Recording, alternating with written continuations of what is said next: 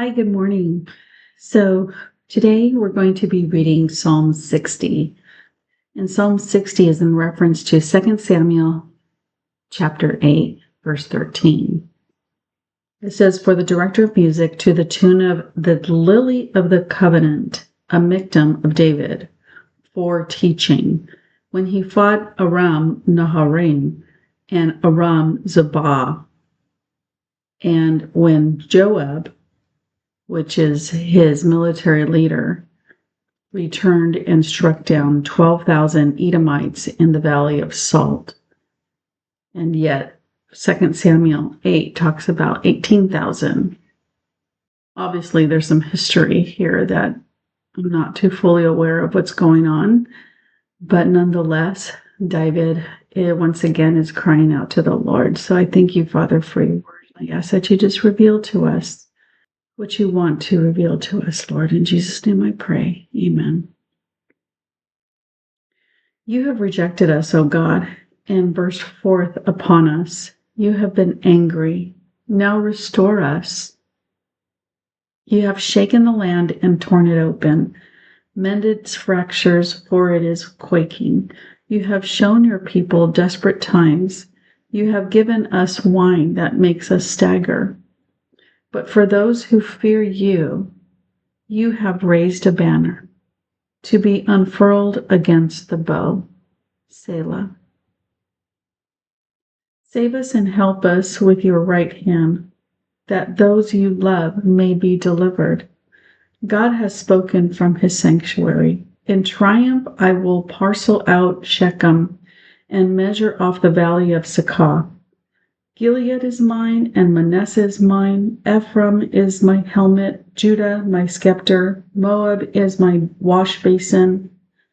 Upon Edom I will toss my sandal over Philistia.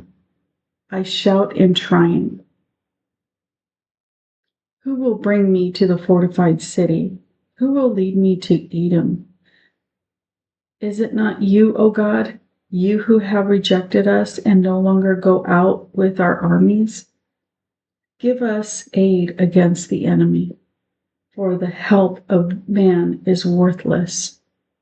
With God we will gain the victory, and he will trample down our enemies.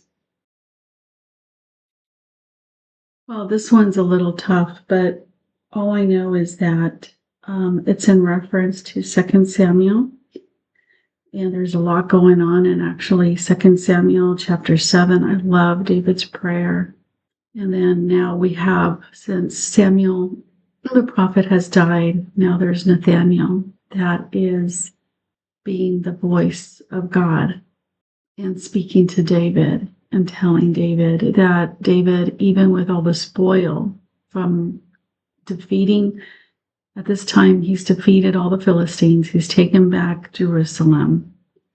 And he's conquering all the enemies, and he's taking the spoil so that, because David's thing is he wants to build a house, for God. And in chapter 7, God tells Nathaniel, tell David, he ain't going to do it. It'll be his offspring. He loves them. It'll be his offspring. So King Solomon is the one that builds the temple. So anyways, that's a little bit of history there. And but I just love the fact that David is able to have this relationship with his sovereign God that loves him, that has favor, that has been given favor to David. And he recognizes he is just a mere mortal man. He knows his failures. And yet God gives him favor.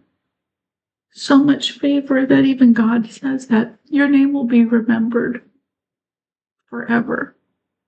And even today, we recognize King David. God is faithful to his word. Whatever you're going through, you can be raw and honest and angry. Remember, he's the king, and he needs to be honored as so. He's a sovereign God, and he's just looking for us to have contrite hearts to recognize who he is He has the ultimate say so, and it's for our benefit. So I hope you'll remember this today. I hope you have a blessed day. Love you. God loves you.